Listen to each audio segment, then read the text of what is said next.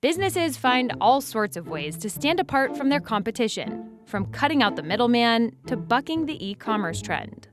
We explore the strategies behind some of the biggest names in business to see what makes them profitable, unique, and able to survive or even thrive in an economic downturn. First, we dive into how Trader Joe's threatened conventional supermarkets with its limited options and cult favorite products. These are bananas, obviously. They're from Trader Joe's. Today, they cost 19 cents each. And about 25 years ago, bananas at Trader Joe's cost 19 cents. As of 2020, Trader Joe's gross average sales per square foot was more than double those of other major grocery store chains.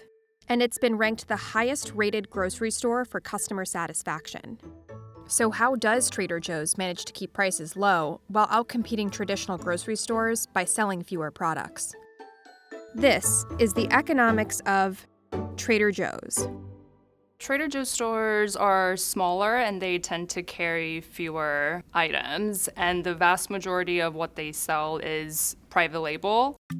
When the store first opened in 1967, Trader Joe's founder Joe Colomb emphasized stocking products that were unconventional to shoppers at the time, like Dijon mustard and granola.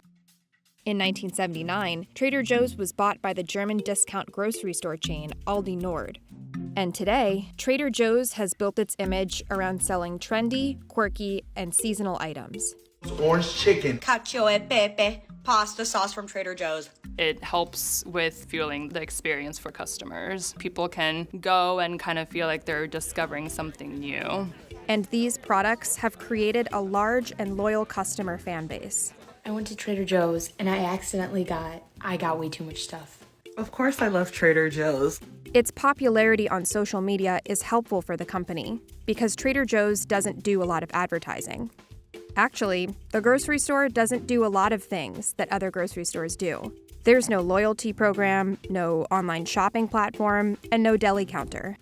Still, the Trader Joe's fan base is strong and they are dedicated, they are mega fans. People will sell Trader Joe's products on places like eBay for a much higher price tag than what you would find at the stores. Trader Joe's smaller selection can make the in-store shopping experience more efficient for customers, according to psychologist and professor Barry Schwartz. For example, instead of having to pick between many different brands of tomato sauce at a conventional grocery store, customers at Trader Joe's can quickly select one from its more limited options. By selling a small selection of house brands, Trader Joe's can control its own supply chain, which it says brings down prices.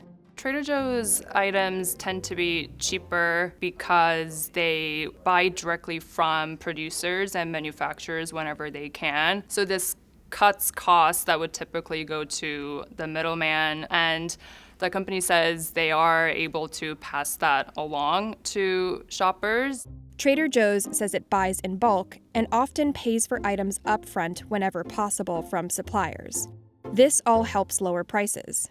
The grocery store chain also says it pays for some products, like Dijon mustard, in local currency. So if the currency fluctuates, Trader Joe's takes on the risk, not the supplier. And by assuming the risk, Trader Joe's says it can negotiate better prices with suppliers. This control over its products and supply chain means Trader Joe's can easily add and remove items from its shelves. One of the unique things about Trader Joe's is they're constantly changing their shelves. If products aren't selling as well as they thought they would, they remove them from their shelves to make room for something better. Some grocery stores charge brands various marketing fees to stock products. But Trader Joe's says it only makes money when customers make a purchase. So according to Trader Joe's, this incentivizes it to only stock products that customers like. From JoJo's sandwich cookies to Kung Pao chicken. There isn't really another chain that does what they do. There are other discounters that sell for cheaper, but you're not gonna find the innovation and the fun products there. The traditional grocery stores have tried to go that route, but Trader Joe's is Trader Joe's. Let's say you wanted to buy this Primark t-shirt. If you're shopping on Primark's website, you'll quickly discover that you can't. Over the past 10 years, e-commerce sales have more than doubled. But last year, European fast fashion retailer Primark made $9.5 billion in sales revenue without a single penny from online shopping. We made a very clear choice, and our clear choice is bricks and mortar. This comes at an uncertain time for struggling clothing retailers. Retailers like Forever 21, JCPenney, and Neiman Marcus have closed stores and filed for bankruptcy. And while a UBS report shows up to 80,000 retail stores will close in the next 5 years, Primark plans to expand to 60 stores in the same time frame. Is driving 2 hours from Toronto to Buffalo to shop at Primark worth it? Heck yes, I used to fly 6 hours to do so. So how is Primark expanding without online shopping? This is the economics of Primark. Fashion retail is incredibly competitive, more so than ever. There's not many players, especially in fast fashion, that are making fat margins. Pretty much the thinking everywhere is that you have to have this online presence. But online shopping is actually incredibly expensive for retailers. You have to have a logistical hub from which you would dispatch the goods, and then you probably have a local distribution center from which you have to do last mile delivery. Each step of that just is an extra layer of cost that just eats away at the margin, which in fashion is very, very slim anyway. But the real killer for e-commerce is that somebody who buys something on the internet is far more likely to return that product than somebody who goes into a store. Returns are one of the biggest profit losses for online retailers. On average, processing a return for $100 worth of merchandise bought online costs a company $26.50. For years, online retailers just ate these expenses. Only now are more of them deciding to pass the cost back to the consumer. Primark have just said right from the beginning, we don't think we can make money out of e-commerce. We're not even going to try. We're going to focus all our resources on the physical store and protect our margins. And that wasn't an issue for the retailer until... Now Primark is expected to close all 189 of its UK stores tonight, and it doesn't have an online offering to fall back on. E-commerce was a lifeline for a lot of retailers during the pandemic. They couldn't open their stores, but they were still able to make some sales on the internet. But Primark didn't budge, even as consumers urged for it to offer online shopping, and even after its revenue dropped by almost £2 billion. And I think their confidence in this model of having no digital sales and only using stores, I think, was probably shaken by the pandemic.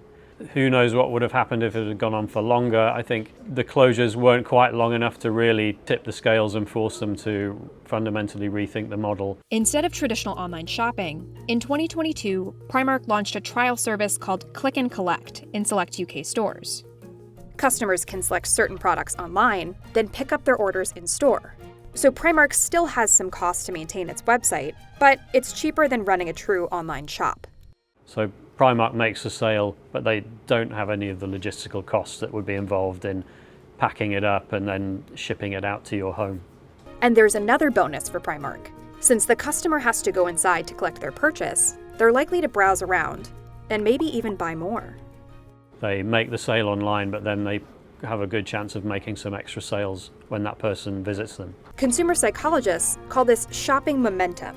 Essentially, once you've already decided to make a purchase, it's easier to justify adding more to your cart. It always feels just overwhelmingly busy with people who are in there looking for bargains. And it's not just clothing.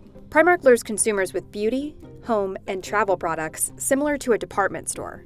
What we like to say about Primark here in the US is that, we're all treasure without the hunt. So customers may go in for a new t-shirt and leave with a suitcase. But a Primark that I can drive to and don't have to fly to is a dream, because that means there's no limit to what I can buy and bring home. To carry this vast selection of items, Primark finds large retail spaces because it relies on selling a lot. It's one of the largest retailers in the UK by volume and one of the largest across all of Europe. Last year, Primark made about $9.5 billion in sales revenue, in part by selling a lot of things at low profit margins. And it does this by sourcing a lot of its clothing from Asia. Combined with not offering online shopping, this enables Primark to sell its merchandise at lower prices, even lower than many other fast fashion retailers. Where they do have serious rivals on price is with the digital-only players like Shein, for example. They are often even cheaper than Primark. But according to the National Retail Federation, 80% of shopping still happens in store, giving Primark an edge over its digital-only competitors. Even so, its in-store shopping model got off to a rocky start in the US. Primark opened its first US store in Boston back in 2015. Although it was already popular in the UK, its US expansion started slowly. Over 4 years, it opened 9 stores. After years of experimentation, Primark learned it would have to change to succeed in the US. When we first opened, we took a similar store size that we would have had in Europe. But when Primark opened its stores across the Northeast, it struggled to find the right store density. What they found in the US is that retail is so much more competitive. There's a lot more retail in downtown areas in the US than there is in the UK, for example. So you just can't support a massive store. It's just not possible to get enough revenue for the size. To support its large store sizes, it needed a lot of foot traffic. But unlike the UK stores, which were located in constantly busy areas, US stores were mostly in malls, where, during the week, foot traffic dwindled. We learned that actually 35,000 square foot of retail selling space is actually the sweet spot for us. They didn't face the commercial pressure that a publicly owned company might have faced to suddenly open 100 stores and get really big really quickly and then possibly risk disaster because they hadn't thought it through. The culture of Primark has always been to take our time and to test and learn, and we've done that in every country where we've introduced the brand.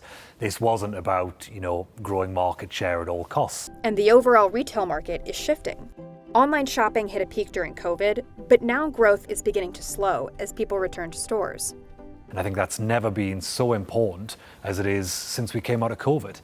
I think there has been a massive rediscovery of being in malls, being together, physical shopping. And I think as a business that took the decision a long time ago to have that as our core strategy, it has continued to allow us to be successful. It's that time of year when vacant storefronts temporarily transform into Spirit Halloweens, that spooky seasonal retailer that's seemingly everywhere overnight. For Spirit Halloween, a pop-up lease is ideal because then they're only paying for space when they truly need it. Guess what's finally open? The Spirit Store. Happy day, happy day. And with consumers expected to spend a record amount for the holiday, Spirit Halloween has opened more stores than ever this year. So how does Spirit Halloween capitalize on abandoned spaces in local markets? And how does it manage to transform those vacant storefronts so quickly? This is the economics of Spirit Halloween. The first Spirit Halloween popped up in 1983 in Castro Valley, California. It was an extension of founder Joe Marver's women's clothing store. Traditionally, October is a very slow month for retail in general, and there was a Halloween store in the strip center that he operated, and he saw that there were lines coming out the store. I said, that might be a good idea. And so with that, he turned his boutique into a Halloween store, and kind of the rest is history. In 1999, Marver sold the company to Spencer Gifts, that mall store known for gag gifts, and it's built a reputation among those who love Halloween. So much so that more than 2,000 fans showed up to the July grand opening of the flagship store in New Jersey. But the retailer is hoping last-minute shoppers come through the door too. One of the advantages is that they're everywhere. So if someone has forgotten about Halloween and needs to get a last-minute costume and can't wait for it to be delivered after it was bought online, then they can just pop into a Spirit Halloween. While shoppers can buy Halloween fare on the company's website at any time, none of its physical locations operate year-round. Spirit Halloween prefers a temporary lease because it is not a year-round business. So for them, they want to save as much money as possible on real estate, and so it makes much more sense for them to take space temporarily. Spirit Halloween says convincing landlords wasn't easy at first. Years ago, when we sat down with landlords and said, hey, we've got this idea, we got a pop-up Halloween store, or we're going to come for 2 months, we get the look of, really, why would I bother with that? Though landlords tend to prefer long-term leases, pop-ups can be an alternative to empty space. In the years following the Great Recession, as retail vacancies increased, landlords found that pop-ups were an effective way of filling space that had been vacant for a long time, because of course some revenue is better than no revenue. And to make temporary leases more attractive to landlords, the company adds kick-out clauses. If they find a space where they want to open, but the landlord finds another tenant who's willing to sign a long-term lease before a certain day, maybe it's middle of June, for example, then Spirit Halloween loses that space. For Spirit Halloween, finding real estate is a year-round business. When stores shut down for one season, the company is already talking to landlords about the next. Big spaces are key, up to 50,000 square feet, often where big box retailers used to live. Those storefronts are often in shopping centers or strip malls, but can also be standalone. And signing the lease is just the beginning. The retailer says setting up the stores is another logistical challenge. I mean, literally, we are starting from scratch in every single store. We inherit an empty location, and we have to bring in not only all the merchandise, but all the fixturing. We have to hire the entire staff. According to the National Retail Federation, spending on Halloween is expected to hit a record $10.6 billion in 2022. On average, customers are planning to spend $100 each on costumes, decor, candy, and cards this year. And 36% of customers plan to shop at specialty stores like Spirit Halloween. And with 1,450 stores across the US and Canada, it's one of the most ubiquitous. It's a sign of fall. It's kind of like you get your pumpkin spice latte, you're back to school, you see Spirit Halloween open up in shopping centers on your drive to work. One of its biggest competitors, Party City's pop-up branch Halloween City, operated 275 stores in 2019 and scaled back during the pandemic. Spirit Halloween's pop-up model has become such a fixture of the season that it's inspired a new movie, Pop-up Halloween store in a creepy lot? Awesome. And countless internet memes. People joke about how quickly the company moves in after something else shuts down. We kind of enjoy the meme value of Spirit. We bring life, and we bring joy, we bring energy, we bring a whole, new reason. And so the meme value of Spirit is recognition of that value. That's part of the reason Spirit Halloween decided to open all of its planned 1,400 stores in 2020, while competitors opened fewer during the COVID-19 pandemic. In 2021, the company said it experienced product delays and increased shipping costs. Last year, we didn't realize the magnitude of the issue with the supply chain until April. And when suddenly everything dried up. By the end of the season, we had received all of our merchandise, but it was through some really difficult cartwheels and somersaults. The retailer says all of its locations are fully stocked this year. I just ooze with Halloween spirit. For fans of Halloween, the company wants to be the beginning of the holiday. Coming to a Spirit Halloween is an event. It's something that the fans really look forward to. It's almost like the new season. And when we come, that's when Halloween starts. And for landlords with empty storefronts, Spirit Halloween continues to temporarily bring life back to those abandoned spaces. Chipotle's menu only has a few items, but it's highly customizable. Born in 1993, that's what's made Chipotle one of the most successful fast casual restaurant chains in the US.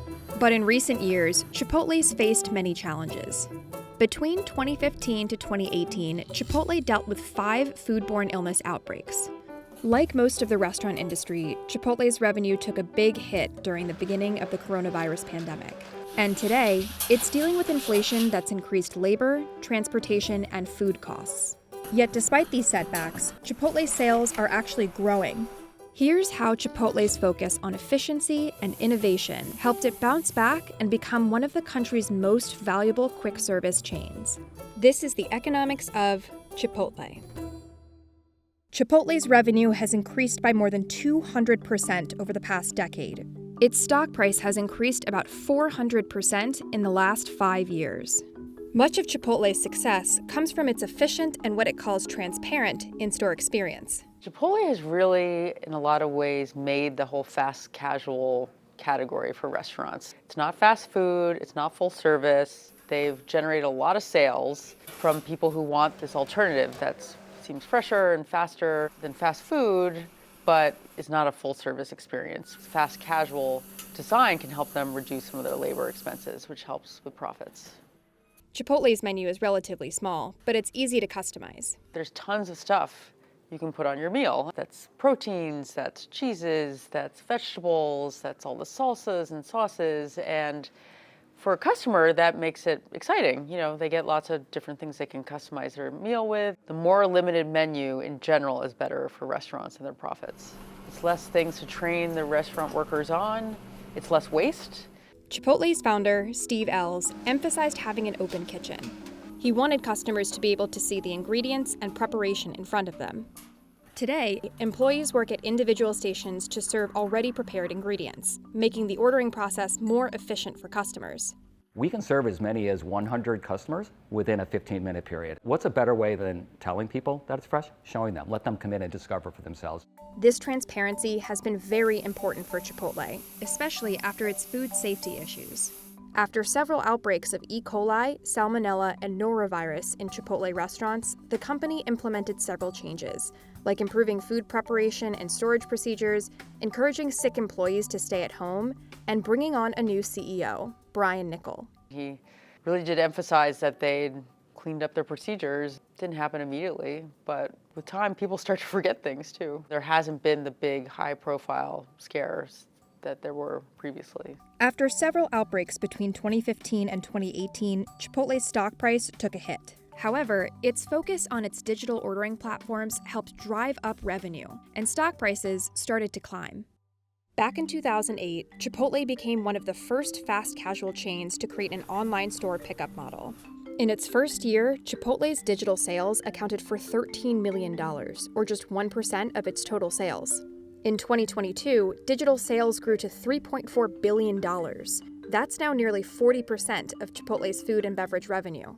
If you're ordering online, digitally, that is made for you at a whole separate part of the kitchen, which is just dedicated to online orders. Chipotle's app and online ordering systems were also vital during the pandemic. The pandemic obviously was terrible for all restaurants, but Chipotle did have some advantages there in that they had this whole digital ordering platform really set up and scaled beforehand. When the pandemic first hit, we saw that people stopped going to restaurants for some period of time, so we saw our sales drop pretty significantly. But it only took like a week or two before we started to see that while they first stopped visiting restaurants, the adoption of the digital ordering really picked up very, very quickly. And so I would say within the first 4 weeks, we had our digital ordering soar from about 18% to it at one point hit 70%. Chipotle also designed its stores to have 2 separate prep stations called make lines. One make line is just for in-store orders, and the other is for digital and catering orders. This made food pickups quicker for customers who didn't want to spend time indoors. This idea that we had the digital make line so that as people were ordering, we could make food on the digital make line and also serve customers that were choosing to come in. So it was a seamless experience. Like most stocks during 2020, they were still lower than they were before the pandemic. But by the end of the first year into the second year, most stocks had fully recovered. We hit our all-time high in 2021. Recently, Chipotle has continued to expand its digital ordering services with a new pickup option for customers called Chipotlanes. Let's go ahead and offer all the convenience of the drive-thru, but when you order ahead of time, you know exactly what time to come, and so there's no line. You drive up, and you pull to our window, you get your food, and off you go. The first Chipotlane opened in 2018, and there are already nearly 600 across the U.S. Chipotle says at least 80% of new restaurant locations opening in 2023 will have Chipotlanes. But that's just one example of how Chipotle has continued to innovate to attract customers. Social media has been great for us because in addition to making sure we're serving the meals that customers come to expect at Chipotle, we also want to be part of culture. Chipotle frequently uses social media to attract younger consumers by releasing recipe videos, animated short films, Roblox games, and social media campaigns like the Lid Flip Challenge with major influencers.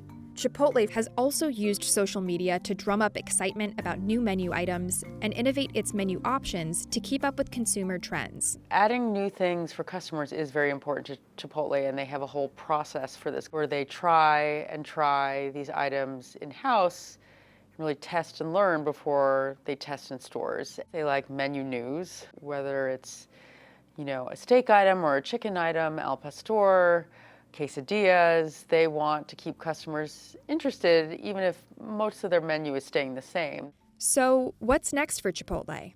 In general, the online ordering, even when you pick it up in the restaurant, is just much more efficient. The company says it wants to open more locations that are only used for online pickup orders. They won't have any seating for customers. This will also cut down on labor costs, since workers won't need to clean seating areas and bathrooms as often. We think the idea is let the customers choose which channel they want, Now our job is to make sure every channel is convenient, it's easy, it's fast, so that we don't give any friction whatsoever, but make sure every experience that you can provide on every channel is a great one. A Pima Cotton Blend t-shirt on Vince's site costs $85, but the same shirt sells for $29.99 at TJ Maxx. So why does it cost less?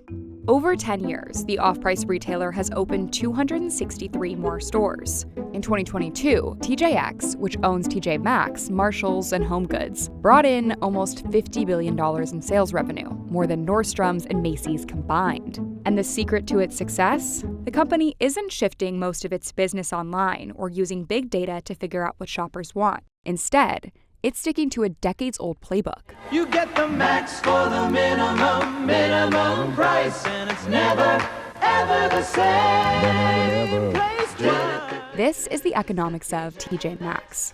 There are really two components to TJ Maxx's strategy, the bargain and the hunt. One way TJ Maxx gets discounted goods is by buying excess merchandise and canceled orders from other brands and retailers. Essentially, it takes advantage of surplus and waste in the retail system. This allows the company to sell its merchandise generally around 20 to 60% below regular retail prices. But there's a catch. Just the fact that the price is low is not enough. What you need is also a reference price, because people don't know how much things cost. That's where Alex says something known as the anchoring effect comes in. At TJ Maxx, most items have two prices, the TJ Maxx price and a comparison price. People anchor in the regular price, and then they see exactly how much of a deal they're getting. And this way they really understand what the value is that TJ Maxx provides to them. Take these rag and bone shorts.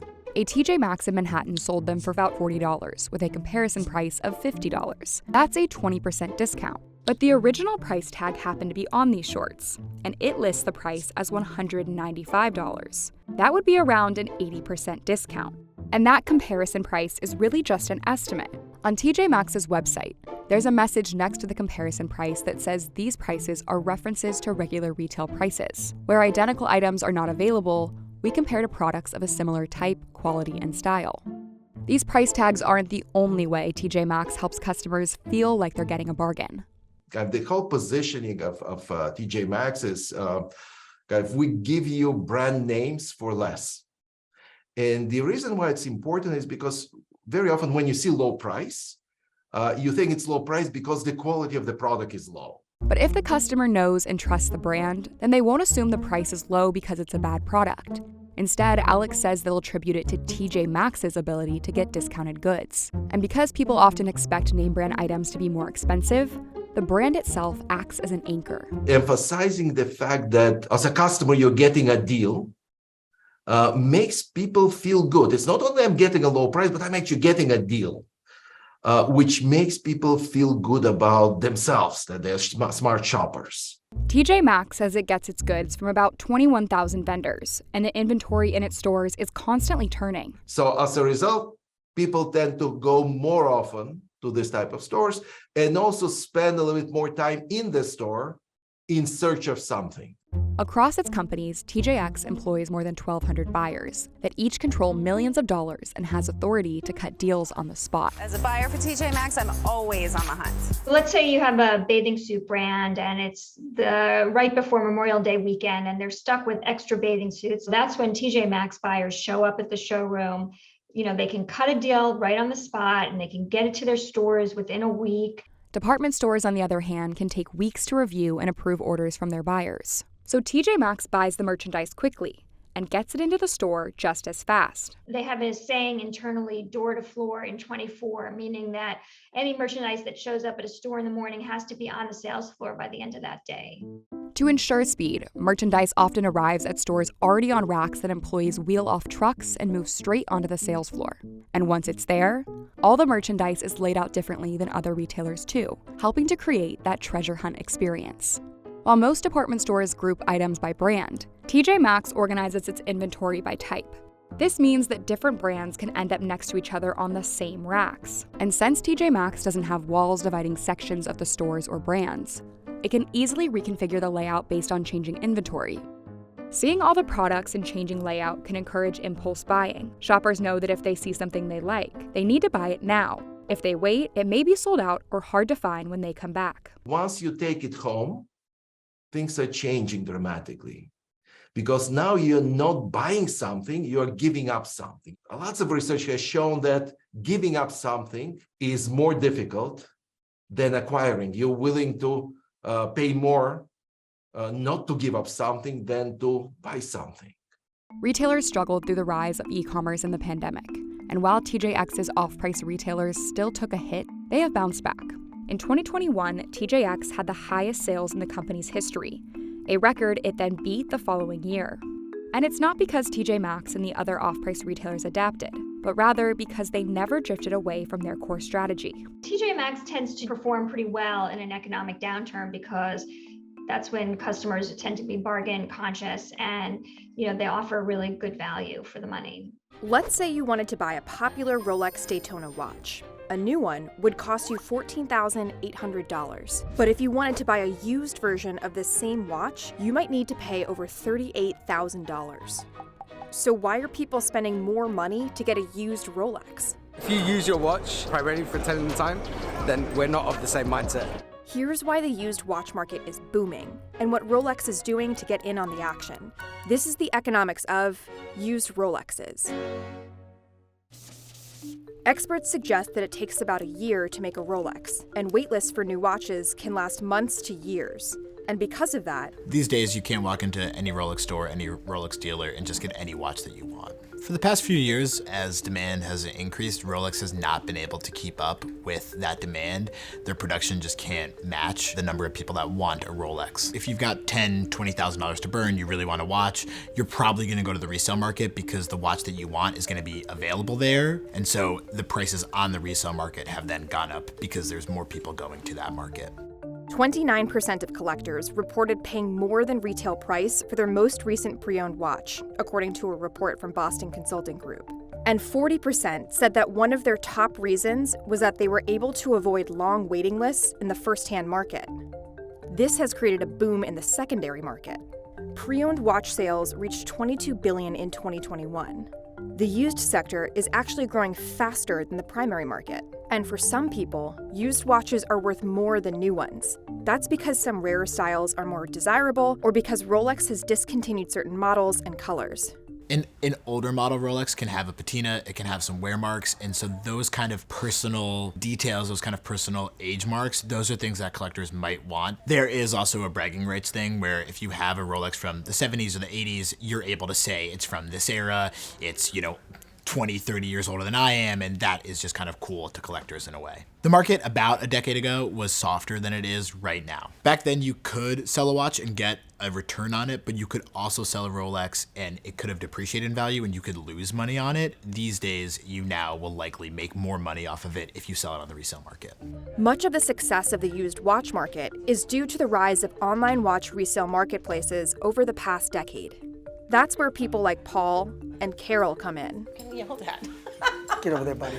The husband and wife duo run Bob's Watches, an online marketplace for buying, selling, and trading luxury watches. They say that they currently have one of the largest selections of used Rolex watches in the world.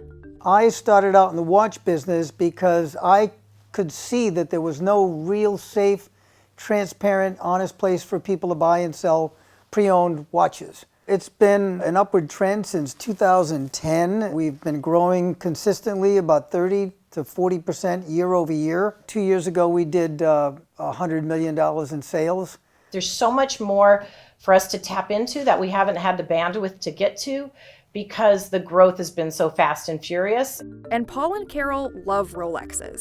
Sales of used watches online already exceed auction and store sales, and one report predicts they're going to reach close to 60% of the secondhand luxury market by 2026. During the pandemic, the stock market goes crazy. You have the kind of crypto phenomenon, you have meme stocks happening, and people have a lot of extra capital, and they're taking that in many cases, and they're putting it toward assets, luxury goods, and in a lot of cases, watches. Starting in 2020, used luxury watches sold for 1.5 to 3 times their retail prices. Rolex is a brand that's really recognizable in its design. It's easy to spot on the street, and a lot of people, they'll see that their friend has a given Rolex, and they think, I want that too. But Rolex, the company, only sold new watches. which meant that the brand wasn't involved with used watch sales. That is, until late 2022. Rolex opened a certified pre-owned program for its used watches. Retailers can send used Rolexes that are at least 3 years old back to the watchmaker. The certified pre-owned program verifies that a watch is an authentic Rolex and works properly. Then, retailers can sell the watch with an official Rolex certificate. The program is already active in one retail chain in 6 different countries. Another chain of official Rolex retailers in the US will enter the program this May. Buying a watch with Rolex certification could be a draw for first-time buyers. You're buying a watch on the internet. It can be a little bit of a daunting experience. Of all the watches on our website today, almost 50% of them already have the original box and papers from Rolex. We've offered a CPO program, a certified pre-owned program now for almost 5 years. The only thing really new about it is that Rolex is certifying and doing the paperwork behind it. So I don't feel that there's any increased competition, but I do feel that the market is big enough for everybody to participate. Today, people buy Rolexes online the way that they might buy toilet paper, so it's really not a premium or a specialized experience. There's still that consumer that wants to have that experience of going into a store, of being waited on, of kind of being shown watches from a glass display case and making it feel more special because they're buying something of such a high value. This certified pre-owned program means that Rolex can take a cut out of a market that it previously left untapped. But things might continue to shift for the luxury watch market. The used watch market is cooling down as sellers eager to make a profit have flooded the market with inventory. Recent data shows the number of Rolex watches available to buy secondhand roughly doubled from the beginning of 2022 to September of the same year. On those really coveted kind of brand name watches, so to speak, the ones that collectors talk about, the resale value has gone down a little bit. Resellers, people that watch that market, they do say that the prices have come back down to earth a little bit, but the volume of sales, the amount of sales happening, that still remains pretty high. We're seeing still a large number of transactions in the resale market. Your day in, day out Rolex is still retaining a lot of value on the resale market. You can still get a pretty good return for it. As with any resale market, there is a risk that the Rolex market can fall out at any time. 5 years ago, we might not have been talking about how crazy this market is, and 5 years from now, we might not be talking about how crazy this market is. The market is so large that to a certain extent, both things can be true. People that watch this market will say that that's just actually a reflection of how big the market is now, where it can behave in many different ways just because it is this kind of really large transactional marketplace. This is what Nintendo originally was. Yes, it was a playing card company. And this is Nintendo today. It's me, Mario. Consoles, theme parks, even movies. So what has driven the $44 billion empire? This is the economics of Nintendo. Nintendo is different from its competitors Sony and Microsoft, thanks in part to its low-cost hardware. Microsoft's Xbox makes no profit on its hardware. Consoles are actually sold at a loss in the market. So when somebody goes and they buy an Xbox at their local retailer, we're subsidizing that purchase somewhere between $100 and $200 with the expectation that we will recoup that investment over time through accessory sales and storefront.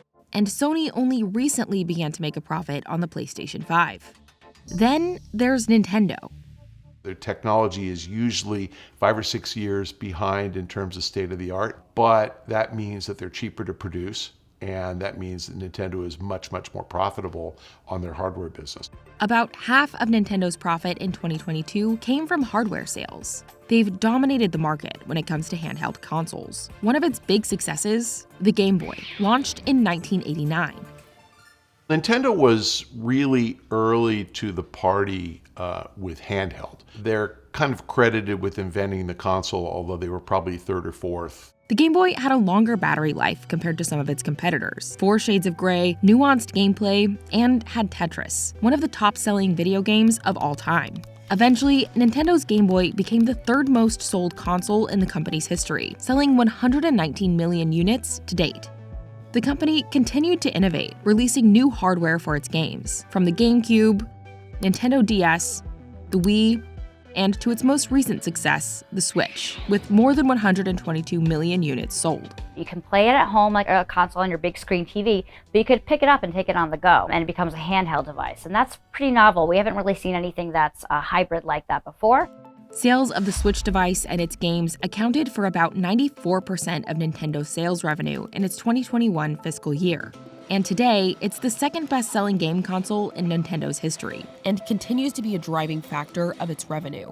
The success of Nintendo's consoles is also due to its software. In other words, its games. In 2022, Nintendo had 19 first-party titles that sold over 1 million units each, exclusive to its consoles. The difference between the others and Nintendo is that Nintendo historically has produced about 50% of all the games sold on its hardware system, and the other guys are typically under 10% of the games sold on their systems. So they make a small fraction of the software that's played on PlayStation and Xbox. Nintendo makes more than half. Case in point, Animal Crossing New Horizons release in April 2020 created higher demand for the only console carrying it, the Switch. Nintendo makes games exclusively for the most part for its own devices. If you want to play a Nintendo game like Legend of Zelda, you need Nintendo hardware. In fact, Nintendo's first-party games generate over 70% of its sales. Its best sellers in 2022 were all Nintendo first-party games. And the type of content Nintendo makes is also different than its competitors. Let's keep in mind, Nintendo characters are very cute. Me, Mario. Nintendo is known for making family-friendly games for the most part, so it appeals to a different crowd than some of the other publishers. You won't see blood or gore or foul language. But even Nintendo a couple of years ago dabbled into the shooter genre. When we think of shooters, right, we think of Call of Duty, Fortnite. They take a very family-friendly approach with Splatoon. It's a shooter, but you're shooting paintballs. The company's next iteration, bringing these family-friendly characters to a larger arena and building another generation of fans. In February 2023, Nintendo opened its first theme park outside of Japan. And in April, it's releasing a Super Mario Bros. Movie starring Chris Pratt. It's a Mario. That's smart, because that's going to expose the Nintendo brand to hundreds of millions of people who haven't ever owned a Switch. I don't think that Nintendo is necessarily worried about whether somebody who goes to the theme park will buy a Nintendo console or buy a game. But they want those people to be aware of the Nintendo brands, and they want them to know who Mario is and who Zelda is and who Yoshi is and who Pikmin is. It is risky to start a new franchise, and sometimes new properties just don't resonate, but they have a very deep library, and they've stuck with that for the most part and iterated on it and modernized it. We'll probably be playing Legend of Zelda for another 20, 30 years. Mario is probably not going anywhere. You know, he's just gonna live forever and keep that mustache and keep everyone happy for many years to come. This Barnes & Noble in Pikesville, Maryland used to be in a 24,000 square foot space in this building. Now it's moved across the street to a space that's less than half the size. And with the downsizing came a new look. And new books, chosen specifically for this store's customers. It's all part of Barnes & Noble's strategy to tailor each of the company's more than 600 locations to local tastes. Barnes & Noble is adopting the strategy of independent bookstores that it once put out of business. Here's how the bookseller is implementing its new approach, and why it thinks this new strategy will sell more books. This is the economics of Barnes & Noble. Barnes & Noble was first founded in 1873. In 1971, Leonard Riggio acquired the company, which set off a period of growth. The retailer went public in 1993, in an era when it was opening superstores across the country. In the 1990s and 2000s, Barnes & Noble bookstores really looked like large supermarkets filled with books, usually anchoring strip centers in the suburbs or rural areas. And whether in Phoenix or Maryland or Ohio, the stores had the same books with the same furniture and the same layout. It either had one floor or it had two. If it had two, it had enormous escalators going up with this huge sort of open space in the middle to an upper floor.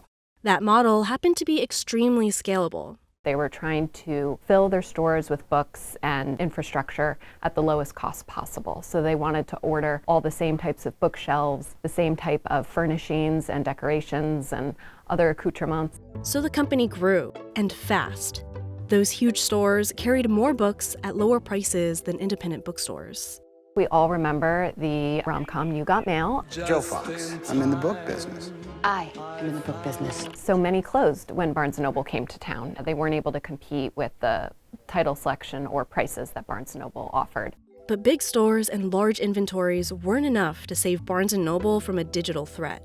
Amazon was able to offer, kind of like Barnes Noble had in the past, a huge selection of titles at lower prices than Barnes Noble could because it didn't have the cost of real estate and other costs that Barnes Noble was shouldering. And it sunk a lot of money trying to keep pace, particularly in Nook, its e-reader business. Take your story wherever you want it to go.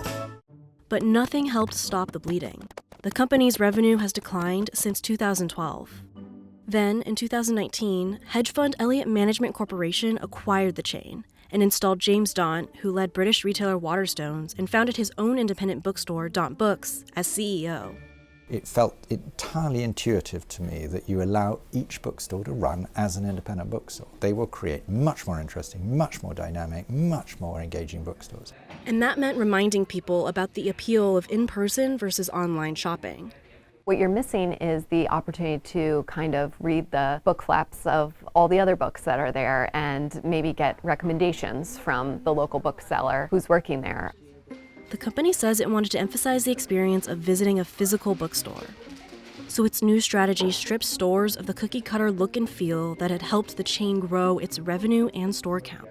Some locations have moved on from the big box model to smaller stores. And in these smaller spaces, they are reconfiguring the stores so that they're more of a maze and less of a supermarket aisle. Plus, the company says each individual store has more autonomy over what books to order and how to display them. Here at the Pikesville, Maryland location, the store manager says that customers like romance, books from Black authors, and lots of fiction. So the large romance section is at the front of the store, and there's a huge display right in the center celebrating Black History Month. Store managers can also choose how to run promotions, like this buy one get one 50% off deal on specific fiction books chosen by the team here. Brooklyn has a very different demographic, a very different set of customers, a very different set of book interests to, let's say, somebody in Alabama, in Georgia. Who is the best person to judge what those particular communities want to buy? It's the booksellers in those communities. The company has also been listening to its store managers on wider trends. Manga was a small part of our assortment. We had maybe 5-6 bays of books on manga. And yet when these booksellers were reorganizing their stores, they were coming back to us saying, we want to do 38, we want to do 42, which was just almost sort of incomprehensible, except that's what they said their customers would respond to. Daunt also used this localizing strategy to turn around British bookstore chain Waterstones, which reported a £42.91 million loss across 268 stores in 2012, compared to a £16.32 million profit across 278 stores 6 years later. The two businesses are, on paper, identical. It had identical histories, and had reached an identical point of failure. That's why Barnes & Noble relinquished some control to individual stores. But that comes with its own set of challenges for the company. You could walk into a bookstore and find out that it's really not doing well. The manager's choices aren't appealing to customers, and books aren't selling. Still, Barnes & Noble says the strategy is promising. For the first time in more than a decade, the company is planning on opening more stores than it closes in 2023. We've seen a balancing in which much higher percentage of our sales are coming from books, and books are growing really very dramatically. If you run better bookstores, you sell more books. This is what Lego products looked like in the 1980s. And this is a Lego product now. Everything is awesome. That's because the company has become more than just blocks. They have video games, movies, theme parks, all these activities which ultimately reinforce the core, which is the sale of Lego sets. All that content helped it become the world's largest toy maker, raking in billions of dollars every year. Here's how the company uses licensing deals and media to expand its customer base and build its content empire. This is the economics of Lego. Lego is 90 years old. It was founded in Denmark in 1932, and initially it was a company that made wooden toys, but then in the 1950s it launched its trademark product, the one we all know now, the plastic Lego brick.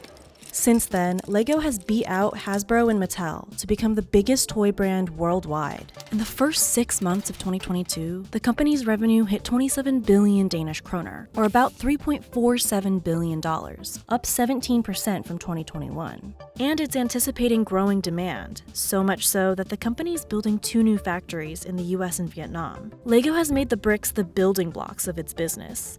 LEGO is still essentially a toy company. What they always say is that their core is still to make the plastic bricks for kids. But of course they do now do a lot more than that. Some of LEGO's first moves into content started in the 1990s.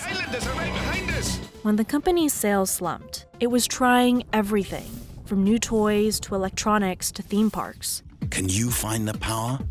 Bionicle. Bionicle came along in the early 2000s, and that was a time when the LEGO brand was actually in danger of becoming a little bit stale. The Bionicle franchise featured buildable action figures and multi-platform storytelling. Agile, determined, unstoppable.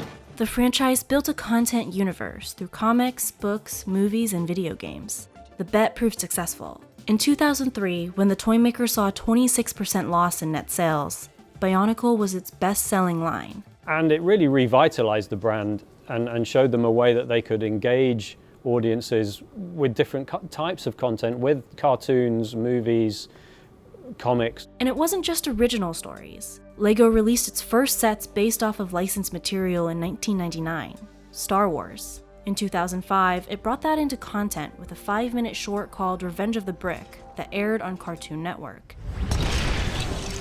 There was a twist, of course, on the Revenge of the Sith, which was the Star Wars movie which came out at the time. That really paved the way for the content partnerships which we've seen in subsequent years. That LEGO twist has since been put to use on all sorts of franchises, like Batman, Marvel, and Jurassic World.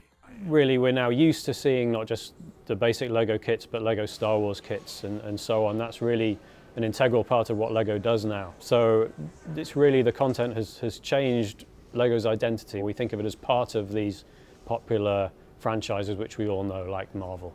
And licensed material was on full display on the company's smash hit, 2014's The Lego Movie, which grossed over $450 million worldwide. It held the top spot in the US box office for 3 weeks after its release. Superman, Wonder Woman, The Mermaid, Michelangelo, and the 2002 NBA All-Stars. The goal of The Lego Movie was to market LEGO to a wider audience. I think it was a lot more successful than anyone imagined. It was a very successful movie in its own right, a big hit at the box office. That laid the template for a lot of the content creation that LEGO has done since then. LEGO and Warner Brothers released 3 more feature films, the latest in 2019. None earned as much as the first. Of course, there is a risk of oversaturation. LEGO doesn't want to do too much, but I think they're still very much at the stage of growing in a lot of markets. Content has helped the toy maker break into new places, like China, where LEGO is growing its presence. Of the 66 new stores it opened in the first half of 2022, 46 of those were in China. Almost 42% of the company's 833 locations are there. Movies and games assist in raising awareness of the brand. The main challenge LEGO has faced in new markets like China is that the grown-ups, the parents, just don't really know about LEGO. They don't have LEGO in their own backgrounds like a lot of grown-ups in the US and Europe do. And using licensed material in that content also helps reach more audiences. Being part of these popular franchises like the Avengers, for example, is a great way for LEGO to reach out to all kinds of different generations, people across the world, people who don't necessarily even know LEGO. Content is also a way for it to appeal to its adult fans, as the brand has been trying to do in recent years. Find your flow. Build with LEGO bricks. Reality TV show LEGO Masters, for example, features adults building extreme creations out of the titular plastic bricks. The original LEGO fans took to LEGO as kids and they're now grown up, and a lot of those people are still very keen on LEGO. And I think LEGO very smartly realized that a lot of those people would be willing to buy kits that are pretty complex, pretty expensive, and are designed specifically for grown-ups. The company has its eyes set beyond just the two-dimensional screen. Last April, LEGO and Epic Games announced a partnership to build a digital experience in the metaverse. All of this content, certainly in the company's current thinking, the movies, the games, that all is there to support the core product, which is the same as it has been for decades, the plastic brick. Your last pizza probably came in a box like this. It's cardboard, sturdy, and most importantly, keeps your cheese from getting stuck to the lid. And that's thanks to Domino's, whose founder is widely credited with creating the corrugated pizza box. It's just one of the company's innovations, not in pizza, but in delivery. In 2022, more than 40% of online delivery orders for major pizza chains were from Domino's. Here's how the company made its name in the pizza delivery market and why this foundational piece of its business is facing new challenges. This is the economics of Domino's. Domino's Pizza delivers. Domino's, originally called Dominick's, acquired its first restaurant in 1960 in Ypsilanti, Michigan, and jumped into the delivery business the same year, something very few restaurants were doing at the time. You know, now we think of delivery as being so ubiquitous. I mean, so many types of restaurants have delivery, but Domino's was there very early at scale. One reason it's become so well known for its delivery is a campaign the company started in the 80s, promising delivery in less than 30 minutes. Within 30 minutes? Only Domino's Pizza delivers in 30 minutes or less. People really did have the sense that once they ordered that pizza, they were going to get it to their homes quickly, and I think that really helped for marketing. Domino's ended that guarantee in 1993 after a delivery driver struck another vehicle, resulting in a lawsuit. But by then, the company had cemented its place in delivery. And in the half-century since Domino's was founded, it's paid off. It took the biggest slice of pizza chain sales in 2022. Domino's success is due, in part, to creativity in every step of its delivery process, starting with stores. Many are small, and often with little or no dining space, a model the company has said allowed for lower rents and reduced store expenses. Over the years, Domino's has also focused on establishing more than 6,500 locations in the U.S. and has worked with franchisees to extend their reach. So one part of Domino's strategy is what's called fortressing, which is making sure there's enough pizza shops in a certain mile radius that wherever your order goes, one of those pizza shops can handle it and it can help get it to your house quickly. The company's supply line is also structured to make the pizza creation process as quick and uniform as possible. Domino's has 25 supply chain centers in the U.S., where dough is mixed and toppings are prepared before being sold to franchise stores, where pizzas are assembled and baked. The more pizzas that are sold, the more money Domino's makes from its supply chain. It made up 59% of Domino's revenue in 2021. The next part of the process is ordering. In 2008, the company rolled out its advanced online ordering system, which included a customized pizza builder and the pizza tracker. So the pizza tracker is something that Domino's invented. They will let you know where it is in the process. It's whether it's being cooked, whether it's out for delivery, where they're approaching. Domino's has continued to introduce new ordering options. Pizza emoji sent, Domino's ordered, smiley face. Then there's the last step of the process, getting the pizza from the kitchen to your home. From working with special kinds of insulated bags to creating 3D car top signs, Domino's has been a big innovator in this step. The company has experimented with several methods of delivery vehicles: helicopters, electric bikes, self-driving cars, even cars with a heated pizza oven. It's really putting the whole brand behind delivery in a lot of ways. But after years at the top of delivery, Domino's is facing new challenges. Companies like Uber Eats, Grubhub, and DoorDash are eating at Domino's business in the U.S. as drivers leave pizza for apps with more flexible hours. It's contributed to an industry-wide delivery driver shortage. Other chains like Papa John's and Pizza Hut have both started working with some of these apps, but Domino's has resisted. They argue that that makes it more profitable because you're not having to pay an outside service to deliver that pizza and to market that pizza on their app, and it keeps them closer to their customers. As the company has faced these issues, its shares have slumped from a high at the end of 2021. Now, Domino's is exploring new options. The company is building out a fleet of electric delivery vehicles to recruit new drivers, and it's now offering customers what it calls a $3 tip to pick up their own pie. We see you, carry-out heroes. You know, it's much cheaper for them if their customers pick up their own pizza, and so they are getting in the pickup game in a big way. As Domino's continues to grapple with these issues, investors and customers will be watching for future innovations.